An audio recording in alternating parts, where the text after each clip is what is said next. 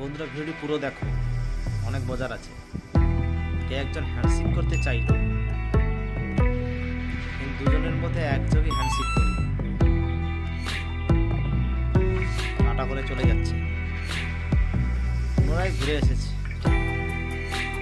কিছু টাকা হেল্প চাইছে, কিন্তু একটি মেয়ে মানা করছিল, কিন্তু অন্য মেয়েটি দিয়ে দিল।